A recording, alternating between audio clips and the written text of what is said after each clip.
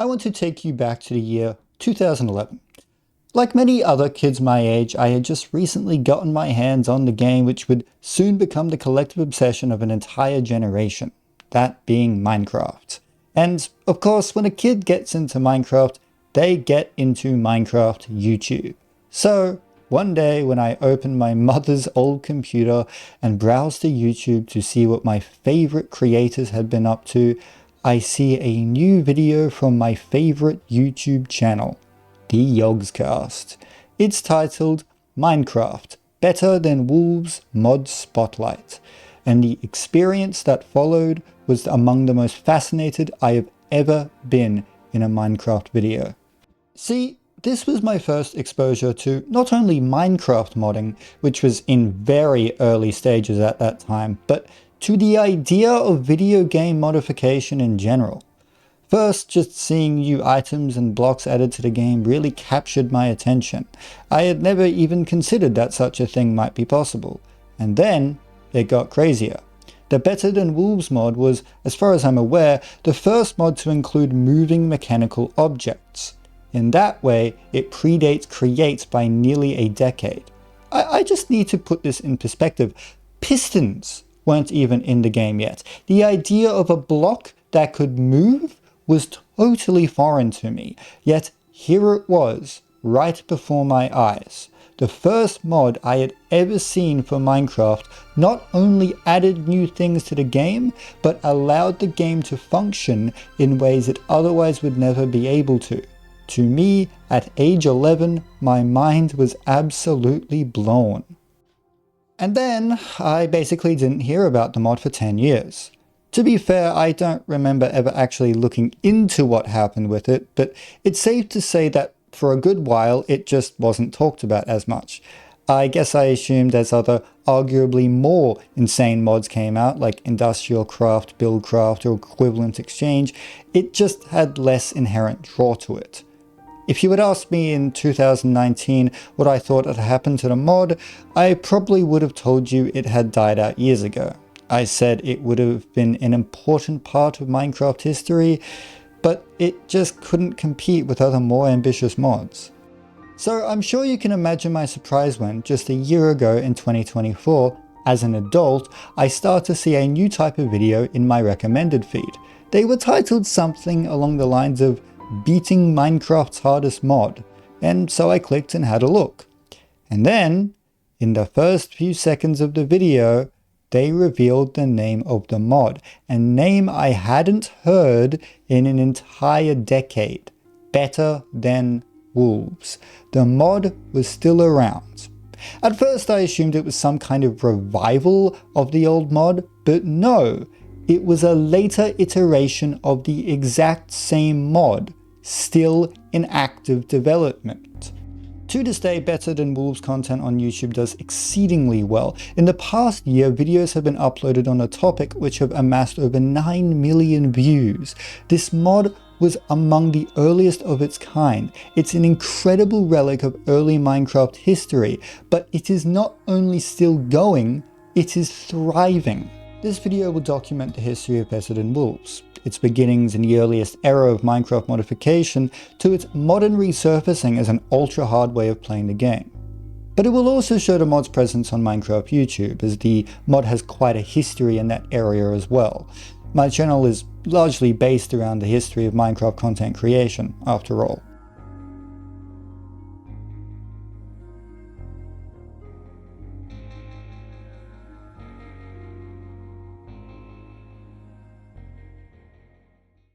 Better Than Wolves, strangely enough, was born out of spite. The creator of the mod, whose online username was Flowerchild, made a very fateful post on the good old Minecraft forums on the 1st of April 2011, and it was, essentially, a rant. You see, wolves had just been added in the most recent update to Minecraft, that being beta 1.4, and our friend Flowerchild here was not happy. He pointed out very poor pathfinding AI and a general lack of interesting mechanics for the wolves as reasons for this. This started a rather large fight in the comments where Flowerchild would passionately defend his viewpoints. Now, you may not agree with Flower Child here. To be honest, I'm not sure I do, but nonetheless, what he decided to do next was nothing short of legendary. The very next day, he makes a new post where he requests that everyone gives him ideas that they think would be, wait for it, better than wolves. And so, they did. And then our main man, Flower Child, literally went and said, I have 15 years experience in game design and programming. I will put these features in the game. And then just over a week later, on the 10th of April, he did. At the mod's inception, it contained rather simple yet, for the time, unique things. For example, hibachi grills, which were a block which ignited when powered, cement buckets, which poured as a liquid but eventually solidified, and powered redstone lamps, which rather impressively came out way before the same thing would come out in the official version of the game. However, the mod would very quickly take on a much larger scale. By June of that same year, the same time in which the Yogscast released their aforementioned video, completely transformative features had been added to the game.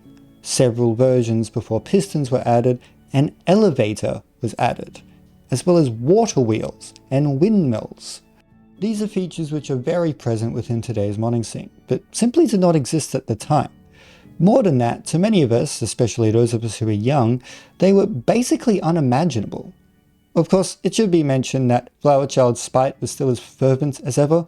The mod would make a point of adding wolf chops, which was a meat which wolves dropped, giving players a reason to kill them. Also, there's this monstrosity. In the years following 2011, work on the mod would continue steadily. Not only that, the community around the mod was alive and well. My evidence for this being this monster of a chart right here. This chart was uploaded to the Better Than Wolves wiki in 2013 and is basically a flowchart of everything in the mod. The immense size of this image shows two things. 1. Holy hell, there was a lot of stuff in this mod. 2. The very fact that someone bothered to document it all in this chart shows the dedication of the community around the mod. At this point though, Minecraft modding as a whole had progressed much further than when Better Than Wolves was created. Mods now not only added to the game, but fundamentally changed it, with industry, magic, or even by changing the game's very genre. And as we make our way through the 2010s, a new section of Minecraft's audience would emerge. As the first people who played the game got older, for some, the game kind of just wasn't hard enough anymore.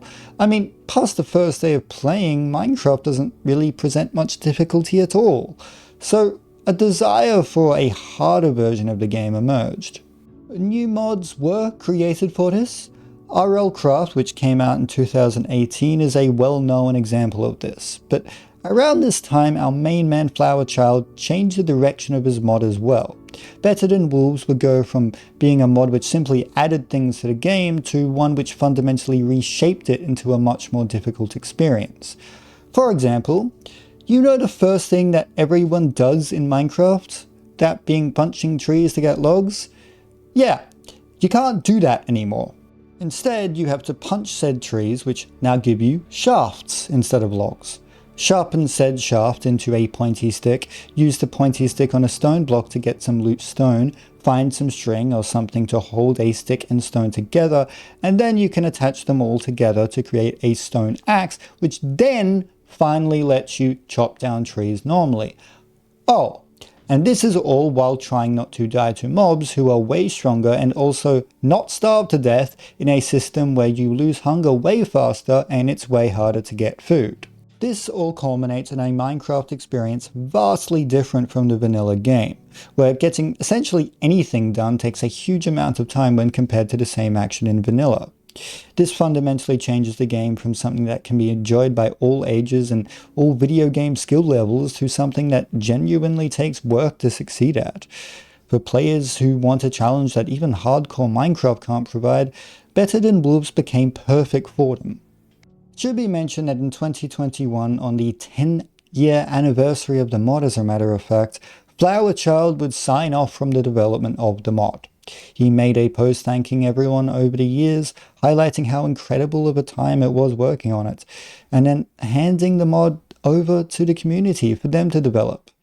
The mod is still actively developed by the community to this day in Better Than Wolves Community Edition. Several years following this, the mod would start to blow up on YouTube, or perhaps blow up again on YouTube. After 10 years of having a small yet devoted following, the mod broke back into mainstream Minecraft content creation. Entire playthroughs of the mod would be uploaded, although edited down to being several hours. They would have titles proclaiming Better Than Wolves to be Minecraft's hardest mod. Their thumbnails would note that apparently 85% of people would die before creating a crafting table, or the mod would take hundreds of hours to finish. And so, here we are in 2025, over 10 years after the mod's creation.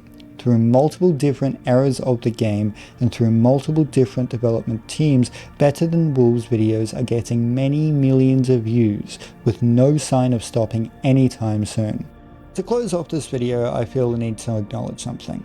On September 4th, 2024, it was revealed to the online world that Flower Child, the creator of Better Than Wolves, had sadly passed away. This man created among the first mods for Minecraft, and was instrumental in the game's early modding scene. His mod has been played and seen by millions of people over the course of nearly 15 years. And for me, even though I didn't know his name or even the name of his online persona, as a kid his work captivated my mind with things that I didn't even know were possible. The obituary notes that we on the internet really know very little about Flower Child as a person. We only have the bits and pieces that he revealed through forum posts over the years, and that provides us with really very little. But the internet is beautiful in that way. Flower Child had an influence over millions of people, and me, and none of us knew his name. And that's good. He didn't want us to. He made a massive mod out of, at first, spite, but eventually, I hope, out of passion. And his efforts were undeniably impressive.